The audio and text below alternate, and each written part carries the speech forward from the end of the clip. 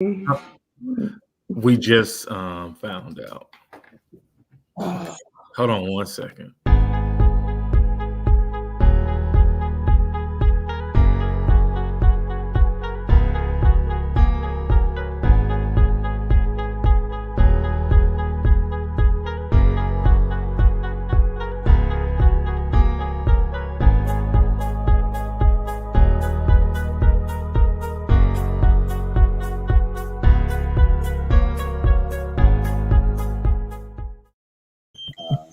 All right.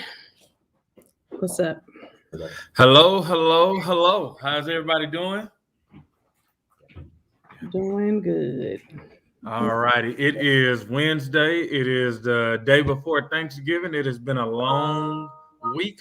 Although it's a short week, got a lot of things to talk about.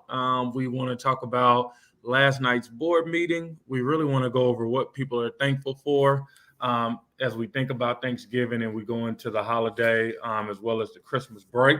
But as you see, everybody, please start jumping on, share it out, let us know you're here, tell us hello.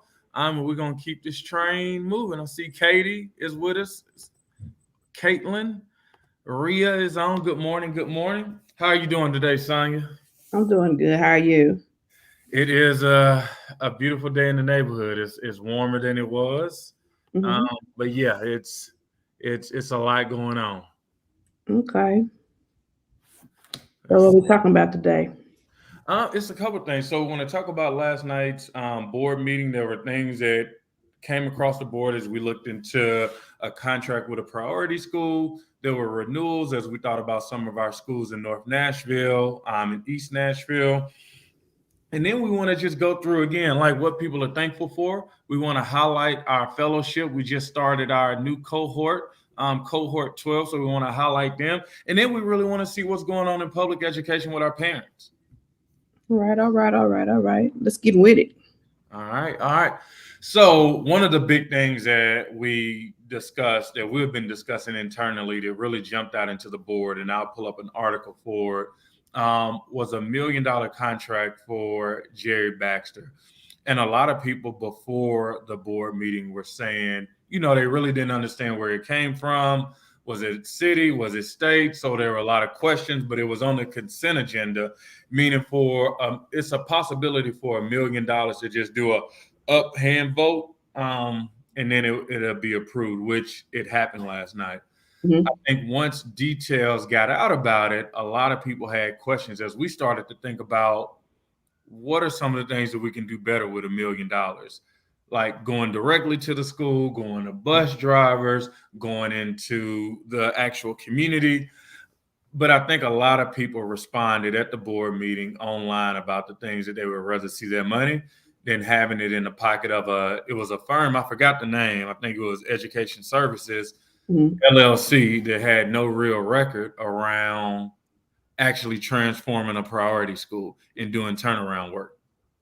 Okay. Well, is this money that's grant money that can be used for anything, or is it specifically have to go to those type of services?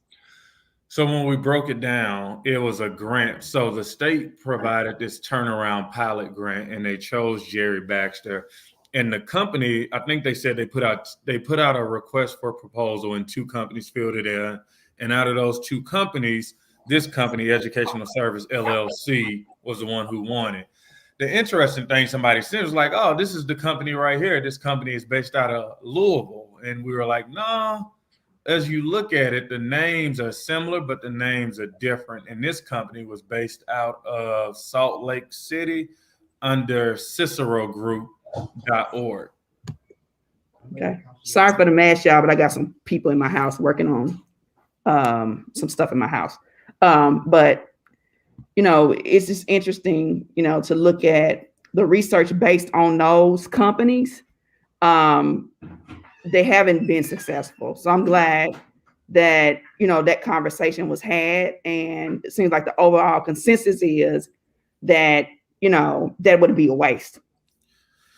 Yeah, and I think the biggest thing as people were looking at it, like, why would we have this before the board? As a lot of people talk about what they need in the classroom, whether it's as simple as paper, whether it's paying bus drivers, whether it's supporting teachers.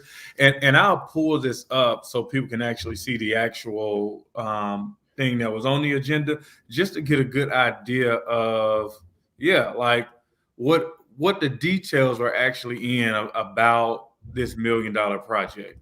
Let's see. All right, can you guys see that? Let me pull this through.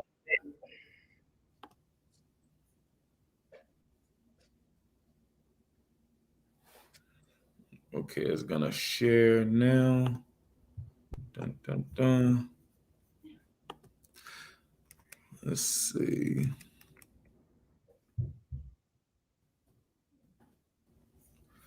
And I'll pull it through. I'm trying to find the actual thing, but essentially it said, for the provision of independent school turnaround services at Jerry Baxter, as part of the State of Tennessee School Turnaround Pilot Program, the desired outcome of these services is for Jerry Baxter Middle School to meet the priority school exit criteria established by the federally approved Every Student Succeeds Act plan by the end of the pilot period. And the contractor should be paid up to $125,000 per year over the life of the contract term, and then $500,000 upon Jerry Baxter actually exiting the priority status. Total compensation for this contract is not to exceed $1 million. End quote. So whose idea was this? So from the information that's been said, it was a pilot program through the state of Tennessee, and they ran their own request for a proposal, and they vetted their own candidates, and then they chose a school randomly, just different priority schools around the state. And so for the city of Nashville, since we have a good number, they chose Jerry Baxter and essentially said, hey, we're going to send you guys the money to pay this private company, Education Services LLC, to help turn around the school. So this is the state idea. This is a state idea. And this is a company that's recommended by the state of Tennessee. Yes. And then there's no background on the internet, no website, no nothing for this company, right? I'll tell you, I was looking for it and I couldn't find it. And I finally found some things, but it was still really vague. So it's been interesting. And I think even parents who are out in the board, I mean, when you think about $1 million now, you think about, okay, what can you do with that in a school? But if it is a good company, right? Like, great, like let's do it. But if you don't know anything about the company, I think people were just looking with the side eye and kind of a little bit of disgust, like that you can even have this before a board and it not be fully vetted. And somebody told me to, like, you got to do your due diligence to look it up. And when I looked at it, I was like, usually they just put the link to the request for a proposal and they put information about the company. And so the research I'm doing now is due diligence. It's just not enough out there. Yeah. And I mean, when you think about it, like in hindsight, we have a whole school district that is heavily funded and it's supposed to be filled with all of these people who are experts. And my concern is this just signifies to me that people can't do it. Like, if you're in a school building and you cannot propel children, you cannot increase academic achievement in that school, and you got to spend another $1 million just for somebody to tell you something. Because this doesn't sound, this is how these contracts work, audience. This is not people coming in teaching your kids academic achievements. This is somebody who does consulting work. Right. Because what they're saying is we've got to approach somebody else because we don't know what we're doing. Right. And somebody was like, how could you not support the schools getting this money. I was like, how can you support the schools not getting this money? It was just like, what are we really talking about? But the school is not getting the money. Right. Contractor is getting the money. That's what I'm saying. I can tell you how to increase academic achievement in a school. Come on now. Let me come through the door. Yeah, like stop playing. And that's the conversation we had. And I wish I could. I'm gonna try to blow it up just so people can see, because I finally got it. But this is when we're talking about, when we talk about public education. Again, it says for the provision of the independent school turnaround services at Jerry Baxter. And it was like the contractor, as you go down to compensation, the contractor shall be paid, not Jerry Baxter teachers, staff, the contractor. And the contractor is Education Direction LLC. And it was already weird for me when I seen LLC. I was like, usually when you do work with companies that work with the school district, it's not mom and pop. It's more established, center, and they got the ability and they got the resources and the research to really do something different. But when I seen LLC, and no disrespect to LLCs, I have one, you are not digging deep, especially in education around this. And again, it's another company, Educational Direction. And so people are getting that confused. And that they look legit, but that ain't what this one was. Yeah. Well, looking legit and being able to produce the facts that you're successful are not the same to me. And what they should do is just have a big old fat sign that says, we have this amount of priority schools and we don't know what the F to do to fix it. We don't know what we're doing. That's what that says to me. Yeah. I don't mean to sound so harsh, but we're talking about kids here. So if I had an illness, like take me to the hospital that can help me. Like, don't have me walking around ill in my body and you can't help me. So parents, this is an indictment on our education system. I guess the problem for me is just say you can't do it. All right. When these kids are enrolled in the school, tell the parents you are unable to educate their children so that they can make an informed decision on what they need to do with their children, not play with people's PowerPoints there. Because we're talking about bringing in a company, paying them $125,000 a year to guess. And so in 2 years, that is $250,000 for them to look at you and say, we tried. That's 2 years of a child's life to say you tried. Stop messing with our children. Wow. Yeah. And so with that, I think it's important for the public to see it, for the public to give public input. You know, one of the things we do in our fellowship, we ask our parents, do you know who your school board member is? Because I think it's super important to know so you can reach out and let them know exactly what's going on. And I think one of the things, Sonia, that happened last night, it was a deep discussion around, you know, schools being able to add 5th grade to their pre-existing schools, because as a district, we're changing elementary and putting 5th grade so it'll be K through 5, which is widely accepted across the district from parents. And most parents say not just, you know, 5th grade, go ahead and do 6th grade too. But last night, as we were having that discussion at the board, one board member came out and said, hey, like, you guys are public schools, but you are not MNPS schools. And you could have dropped a pin in there as parents looked at her in disgust and confusion. But it was essentially telling parents, like, we don't got to care about you. And it was a moment that I just have not experienced, like the boldness of board members looking at parents in their eyes and saying, we're not the same and we don't have to treat you the same. Well, it's the same board members that parents heavily choose choice in their district because they can't get it right. It's the same board members that emphatically always try to push the bullshit on parents. Mm-hmm.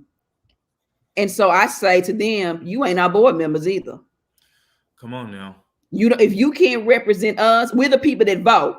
So we're nonpartisan. Mm-hmm. Yeah, but you vote. Yeah. But it's all right. It's the parents that vote. Yep. And so all I'm gonna say is it's the parents that vote for you. Yep. And I think they did address that, but it just, I mean, I think at one point, one board member was like, yeah, like you don't need to be increasing enrollment. And I think the parents looked at her because they were more informed than she was and said, this first school isn't going for an increase in enrollment, right? Like this first school is just asking to be in line with the district. And it was really confusing, but I think it was a good moment for parents to really just recognize what's ahead and why it's important to be informed and know the people who are supporting you, who are representing you on the board. Yeah, Sharon Gentry and Christian Buzz were having the conversation, and so parents, you need to think about the decisions that you have to make and what's best for your children, and think about those who make decisions or those who turn it back on you. Like, you need to have those conversations with them. Yeah, it was quite the show. And I think Rhea was there in the crowd cheering on. I see Miss Hotch out there. Thank you. Like I said, that was interesting. I think what I enjoyed of seeing like all the families. I even saw, I think the principal of one of the schools was dressed up as their mascot. And so while this intense board meeting is going on, you got the principal in the back, I can feel it through his suit. Like he was unhappy, but he was cheering his parents on. They were picking up seats. They were moving parents around. Men were giving up their seats. And it was just a good moment to talk about education. Right. So, I guess Rhea say, when do you get rid of them? I think that's up for each individual parent. I think that's the reason we do the fellowship, because we just want parents to know the information, to know what's going on, to be informed, but also once like keep that seat at the table. And keep the pressure on to make sure that people are really representing for you all day, every day. Yeah, most definitely. And I mean, that's just, I don't know. It's something I already knew, that I figured out a little while back about the people who say that they smile in your face and they slowly watch your children suffer.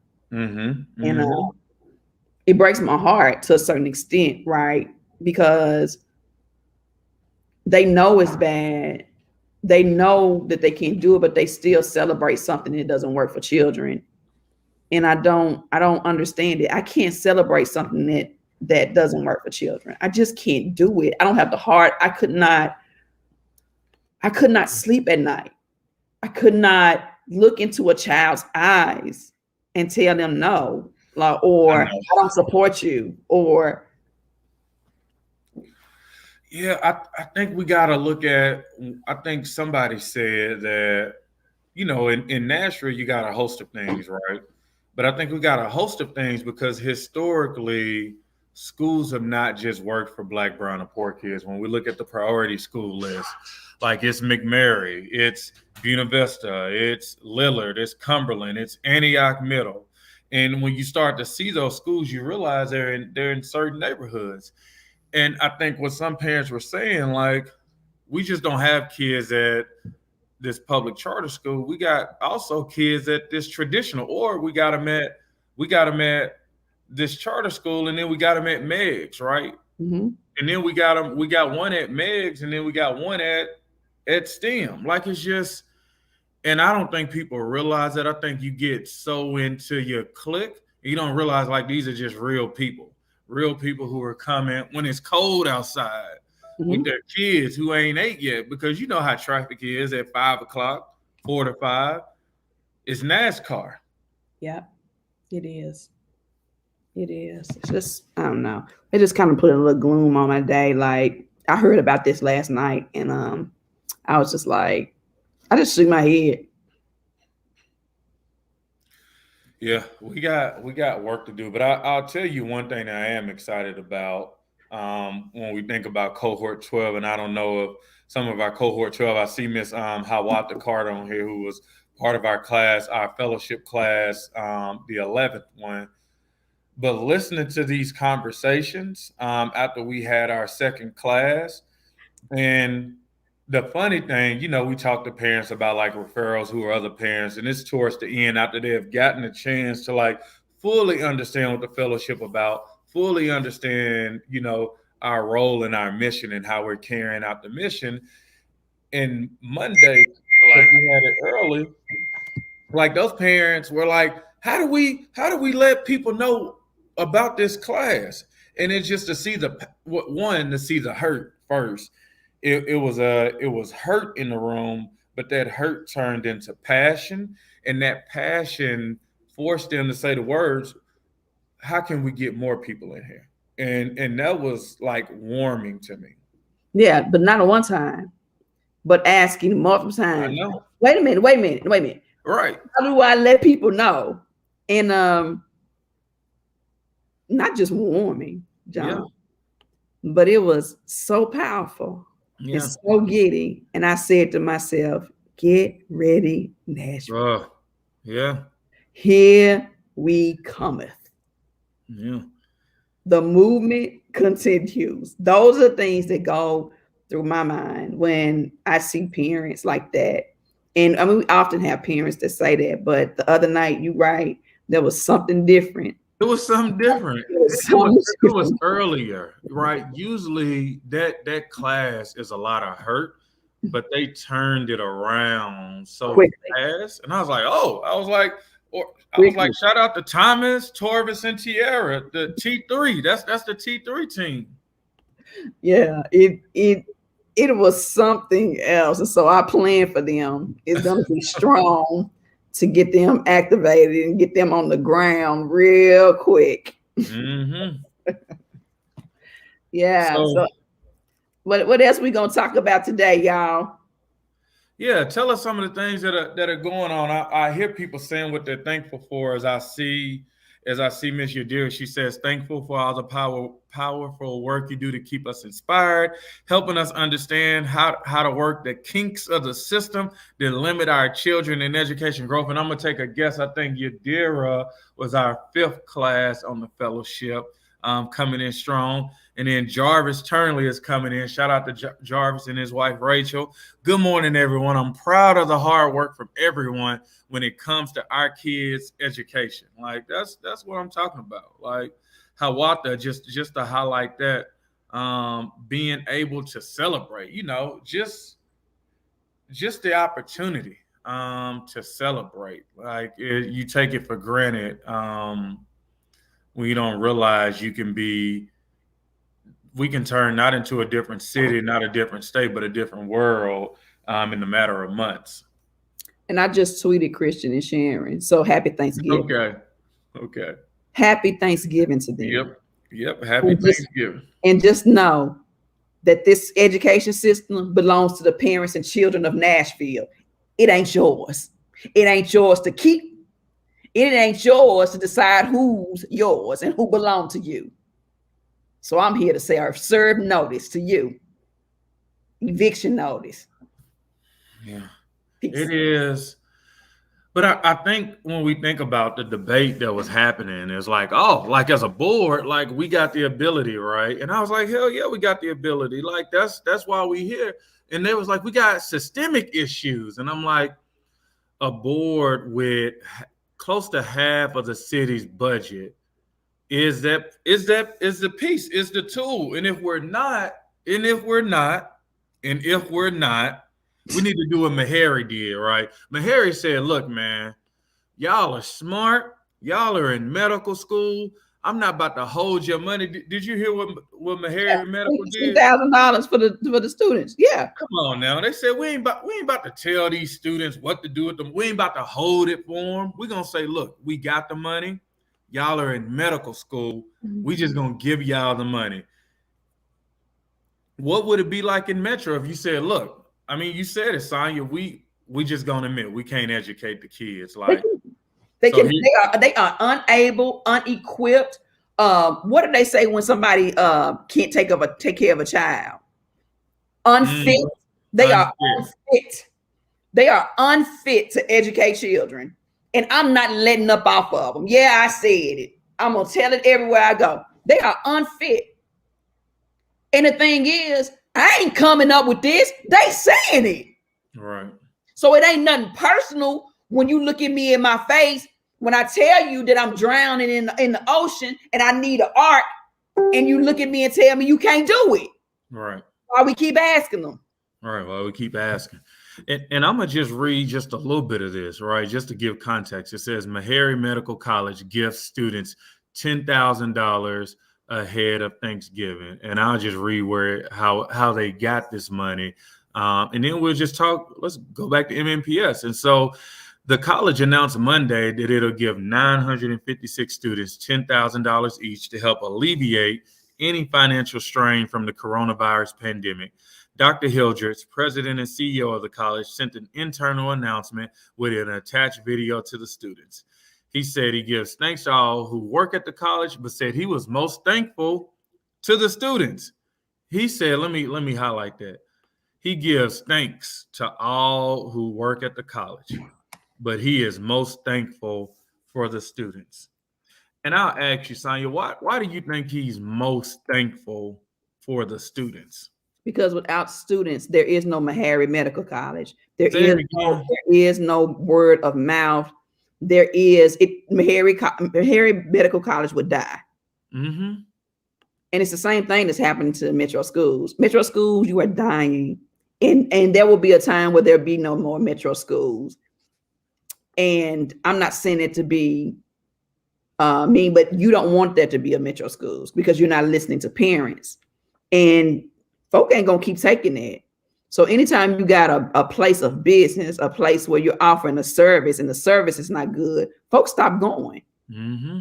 And we're seeing record numbers of people unenrolling their children out of the school system because what they realize is they don't have time to waste for their children. They don't have time to wait on people to get it right. And so Dr. Hildreth understands who he's serving. Yes. He respects his employees. He appreciates them. But without students going to medical school, if those students start saying Meharry, skimping on us, they ain't giving us what we need, they ain't preparing us for the medical field, people will stop enrolling and Meharry gonna go away. And so when we think about our education system, one of the things we kept saying, we don't want to be divisive, right? I don't think this is divisive to say that we have not been doing a good job. We have no plans to do a good job. We have no record of doing a good job in a while. No record. And y'all got to remember something. This school district at one point had over 100,000 kids. Yeah. With less money. Yeah, with less money. And some people say, everything went up, right? If you try to get a fence right now, the price high. If you tried to get a house, the price, like everything high, right? But I took that feedback, Sonya, and I was thinking about it. I was like, but if it's high, how do we fund our public school systems? Through tax dollars, right? Mm-hmm. I mean, 4 years ago, that house for $125 is what now? $375,000, $425,000. My ex-mother-in-law's house was worth $75,000, and they remodeled it and sold it for $375,000. $300,000 more. Come on now. And so those people are paying taxes, right? They're paying it.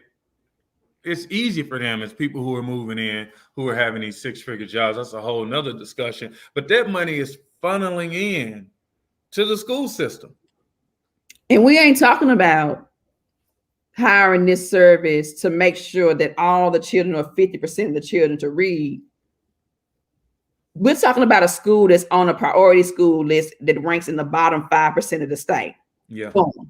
We're talking about they wanted to do a contract just to remove them from that list to get them above 5%. Not even no expectation of getting them to the top 5%. So, sorry, Sonia. Go back and break that down, right? So the contract says that if they exit the priority school list, which is nothing to exit the priority school list. That's getting but them, talk about that. So you're in the bottom 5% and you become the bottom 10%, which ain't good. You come off that list. Mm-hmm. So we ain't talking about, we're talking about people who want to save face. Mm-hmm. Because they don't want to be associated with the list. We're not talking about people who have high expectations for children and want to make sure that the majority of the children can read and know literacy. We're not talking about a school district. Yeah, I'm on your ass today. Happy Thanksgiving, damn it. Excuse my language. We're not talking about an expectation to get 50% of the students or 40% of the students or 60% of the students reading at or above grade level. We're talking about getting them. We're talking about $500 million to get them off a list. Yeah, now 500,000 for this one school. I'm sorry, 500,000. $1 million. You're right, $1 million. $1 million. Excuse me, $1 million, because the contract really is about $1 million. Yep. We're talking about just to get them off the list. $1 million. Send me a check for $1 million. Watch what I do. Right. Let me go to the school. Let me show up at 6 a.m., leave at 6 p.m. Let me do home visits. Let me get counseling service for some of these students because I realize they may need it. Let me help with job training and finding jobs for this million, and mentoring programs. Watch what I do with $1 million. So think about this. So as you guys see, wait a minute, an additional $1 million. I'm sorry. An additional $1 million on top of what they're already getting. Making it rain. So when we talked about, I want to say this was about 2 months ago, Sonia. I don't know if you remember, we talked about Rosebank. Do you remember what really rubbed parents the wrong way about Rosebank as we started to look into it?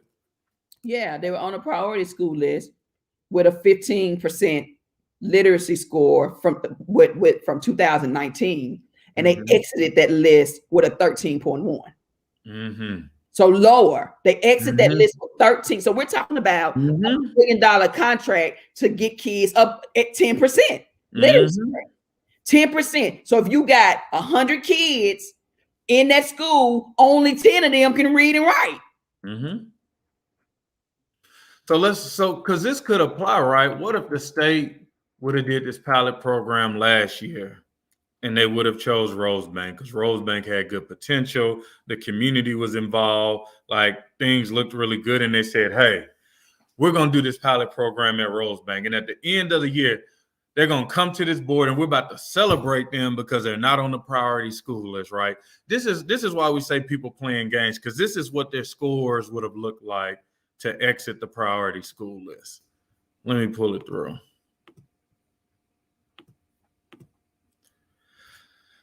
So in 2019, it was 15%, as Sonia said.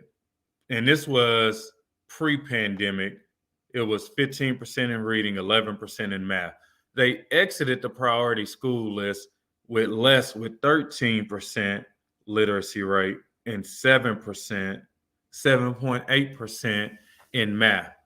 And if that same company, Education Services, would have been doing a pilot program, they would have received $500,000. And this is where we say, this is the criminal. For us, this is almost like you stealing. Because at the end of the day, you didn't really do anything to help that school. You just really gamed the system. And that's the unfortunate part. And I see Marnisha that's jumped on. Marnisha said, that's it right there. Jarvis says, thank you all for speaking so much truth. Visha says, accountability, accountability, accountability. And thank you, Visha, for your comments last night about things that are happening in Bellevue at the high school. Candace out at DuPont, who has been on here every single week, shocked. And then Rhea says, I sat there last night and listened to them talk about how effective the Navigator program was. I still don't know a parent who's had an interaction with a Navigator. Tracy Boyd, long time no see, says, Nashville Propel. We miss you up here in Nashville, but I know you're doing big things out in West Tennessee. And then Sasha Hope, our friend to the end, says, good morning. But yeah, like these are the things that we got to stay on top of. Because when we looked at that agenda, and some of you guys who are on here, like, was helping us research, like we looked and said, education services, what is that? What have they done? And everybody kept coming up as a blank. But what they did, they said, well, we only got to November the 30th to support this and pass it, which gives people no time to really vet it. Because I know last week we got a lot of calls from parents who were like, look, my kid ain't got off the bus yet. I ain't seen the bus. Little did they know some kids were still at the school till 5:30 because you had a bus driver shortage. And that's why we got to do better as a district of just being honest. Because as we think about communication, some parents said if they would have just told me, I would have came up to get my kid. But since I didn't know, they were just frantic, like their kid got off at the wrong bus stop, their kid missed the bus, or something happened. You know, it's been things in the news about accidents for bus drivers. And so that communication piece was simple, especially with all the apps that we have. And so this is just, and I see Sonya trying to get back on. These are things that, yeah, as Nashville Propel and the parents of Nashville Propel, which you guys, I see Miss Renee, who just came into our new cohort, Miss Moffin, who has just been a soldier for students. She says, you did that type percentage at your job without a job. Like it's not even about, and thank you, Shamika, it's not even about being wonderful. I think the reason we can stand up and do the research, the reason we can stand up and fight is because everybody on this StreamYard is dialing in. Like I done seen Shamika walk up with 3 other parents at the board in demand. I done seen Miss Moffin going to an IEP meeting. I done seen Miss Brewington like hold her school accountable for one, just even making sure they don't lose her son. So we got to work. It says, so what are the ways to make the bus system better? We never went through this in the 90s. And let's get some feedback. James asks, what are some of the things that we can do? So this is me. This is my personal opinion. I love for people to chime in, right? So some people look at other people and they don't give them respect, right? So you may look at the bus driver and be like, that's just a bus driver. But I remember my bus driver, Mr. Smith, Mr. Bass, and I forgot in middle school, but for high school, it was Mr. Bass. For elementary, it was Mr. Smith. The thing that we can do for these bus drivers is treat them with respect physically and financially. And what I mean, we just talked about it. The cost of living has gone up. And everywhere in Nashville is growing, right? You see these new buildings pop up. You see this $1 billion project here. You see Brick Church by Trinity Lane about to go crazy with money. And then you look at the bus drivers. Ain't nothing changed. One bus driver told me we spent $1 million on buses, right? We bought 10 buses, spent $1 million. You know where all them buses are? In a parking lot because we don't have people to drive them. And so when I think about what we can do, Mr. Wright, I think it's as simple as supporting our bus drivers by making sure they can keep up with the quality of life just here in Nashville. And I think one of the bus drivers specifically said, right now they pay us for 6 or 7 hours and we just want to have 8 hours. Like that was simple. Like, and then you got the bus monitors on there. And if you know the bus, I always say this, again, agree or disagree. The school bus is the most potentially dangerous place during the school day. It was a lot of stuff that happened on the bus in the 90s. And so now we got bus monitors because buses can be dangerous. And the bus monitors, like they're protecting, they're serving as a guide for the bus drivers. And I mean, they're kind of forgotten about. I mean, treated less than the kids. Rhea says, I agree. Bus drivers are essential and should be treated as such. You know, that was a whole bad joke. People like the essential workers, right? The essential workers didn't get the respect. Essential workers were out there risking it all, front line, and a lot of times we just overlook them. And so that's my one idea with bus drivers. Yeah, as I think about, again, I say buses are some of the most dangerous places. Candace says some kids were smoking on her daughter's bus last week. And I don't know what they're smoking, but I know in these schools we had marijuana, the little green stuff, and people were sneaking it. But nowadays in the school, yeah, it ain't just marijuana. It's cocaine, it's heroin, it's fentanyl. And so as you think about on the bus in a closed situation, you don't want to be in that position. So, oh yeah, we know you called the school, Miss Brewington, because you gotta keep them abreast, and the school is liable for that, right? So they went as far as to get a bus monitor, but I think they gotta look, how do you keep your bus driver and your bus monitor? Jarvis said, well, Sasha says, how can we come together to start a separate fund for the bus drivers? Miss Holt, I'm gonna tell you this. I ain't got the money to start a separate fund. And none of us should be going in our pockets to start a separate fund when we look at they're paying a private contractor $1 million to get a school out of priority status, but not make sure the kids are on grade level. And so, we used to do those candy bar drives. We was taking the candy to the door. A lot of us was keeping that money because we didn't want to give it back to the school. But we should in no shape, form, or fashion be coming out of our pockets to pay these bus drivers. With the money that we have, as we talk about it, we talk about the $1.1 billion budget. We talk about the $427 million just in ESSER funds. We talk about the JP Morgan grant. We talk about the Walton grant. Like, there is money coming into the school system. And I think what happens with us, we feel sorry for the kids and we bail them out. No, like, we need to hold the school accountable. Yep. So she said, definitely agree. Like, that's just where we are. James Wright said, I like that we treat them with respect and definitely pay them without failing our kids. Yep. Joyce Gardner says, sounds like Hunter's Lane needs to be investigated immediately. Maybe I missed something. Okay. Jarvis says, weed smoking at Hunter's Lane, kids robbed at gunpoint. Like, and Sonya, it's on mute.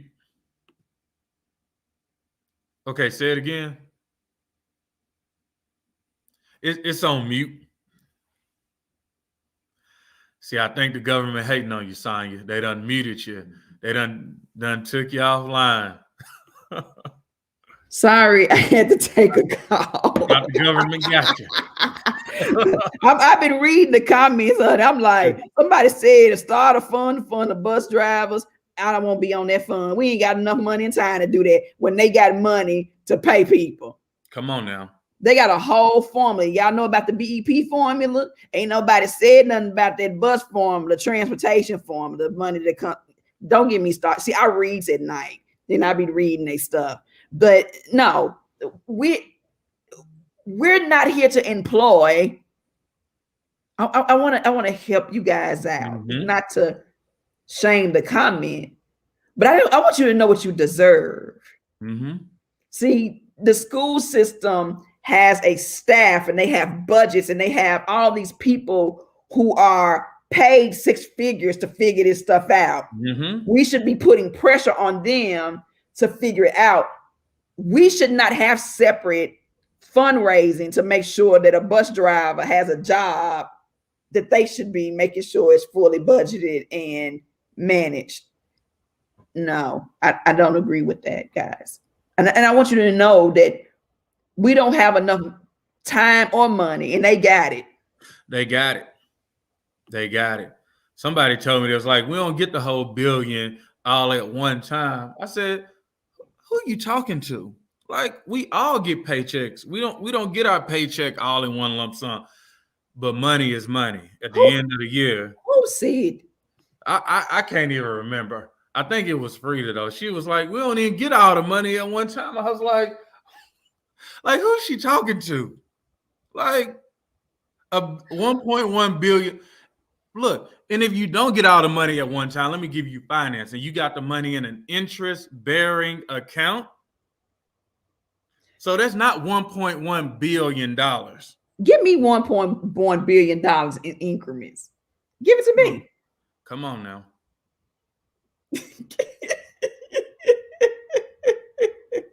That means that you have to have the staff that's going to budget to do a budget. That's why you have a budget. That's why you have a board of directors, a board who's supposed to be, that's one of their responsibilities, right?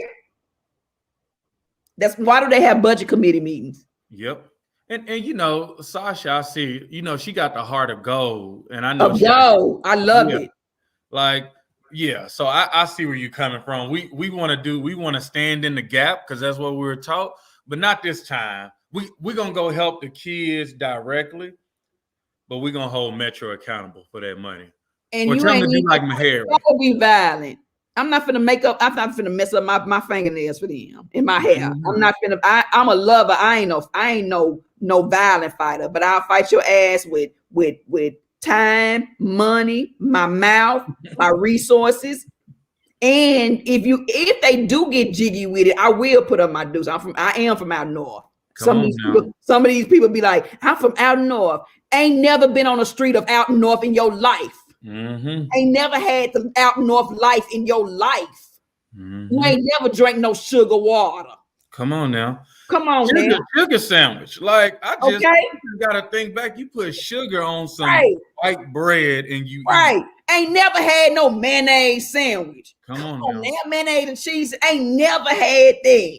Ain't never had the government box with that meat in that silver can. Come on now. They got the oil at the top with the peanut butter. Ain't never had no farina. Come on now. Never.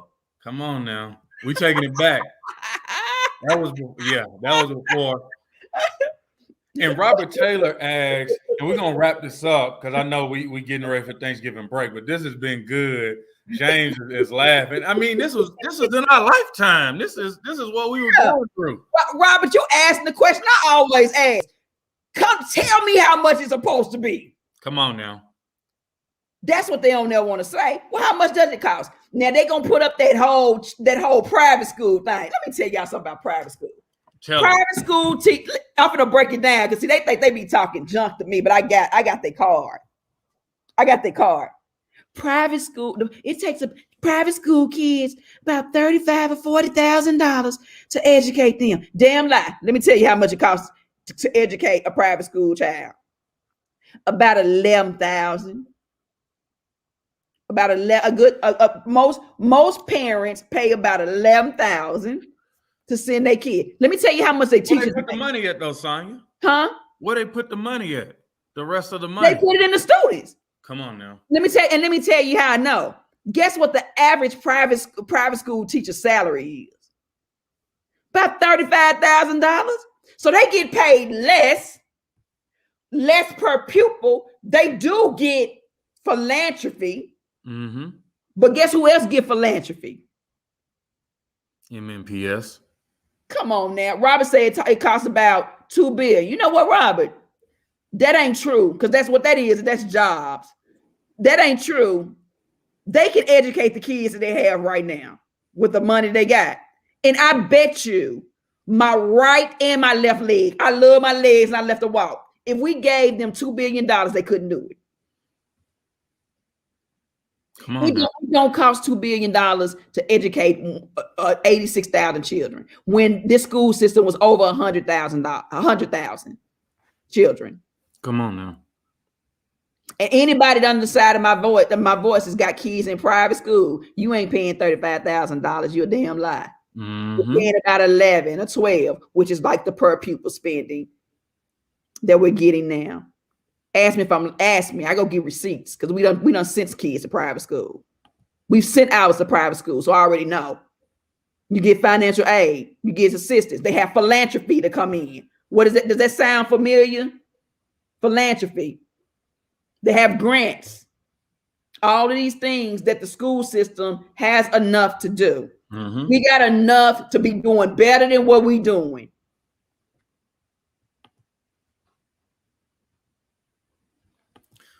We got work to do. Yeah. So that's what we need. And I'm going to end on what Shamika was saying. Let me go find a comment because the comments are rolling in. Shamika says, I just want to help any way possible. Be ready. Be ready. Let's build Be this. ready.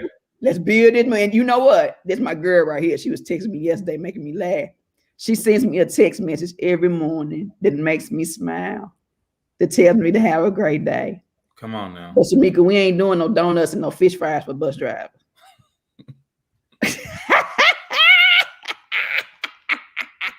He said, true, but it still ain't enough for excellence. Man, if you gave them $5 billion, they wouldn't reach excellence. Excellence is intentional. You gotta be that word excellence. You have to be intentional. You have to have the mindset. It ain't just about the money. Yeah, come on now. It ain't Money never is just good. Right? Money is good, but you gave them $2 billion, they ain't gonna do it. They still gonna be trying to contract people to come in and get them off the priority list. Not even getting half of the kids reading and writing in the classroom. Yeah. When you got that mindset, I don't care if I gave you $1 trillion. Right. You ain't gonna do it. Yeah. Corruption is corruption. Yeah. We just saying we know, I agree, and we need new people and accountability. Google this word. Public education is the biggest heist I ever seen in my life. Google it. Google what the word heist means. Joe Biden, we done told you. We done told Elizabeth Warren. Right. We done told all these people that we usually vote for to listen to us.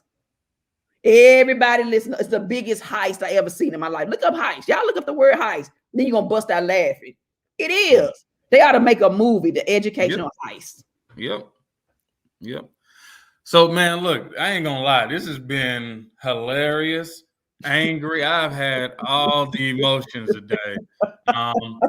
We gotta go because we want to wrap this up. We wanted to work on Wednesday. A lot of y'all off today. So enjoy yourselves. We will see you guys next week. We will keep this train moving. James Wright is a new commenter. He was all in. He putting bus drivers in the chat. Bring them back next week, Mr. Wright. Hey, we marching with y'all. Come on now. Bus drivers, but we ain't doing no fish fries and donuts. We gonna march with y'all. Let us know. Bringing the fist and not the dollar. Look, tell them, look, we'll meet y'all at the trap. Come on. Yeah, man. Go bus drivers. Let's go. Let's go. They ought to be paying y'all. Right. Y'all got to get our kids to school. Saved. They ought to be paying y'all. Cafeteria workers. Let's go. Now. Security. Let's go. Come on. The least of them. Yeah. If we trying to be Christians. All right, y'all. I'm going to get out of here before we start preaching. All right, guys.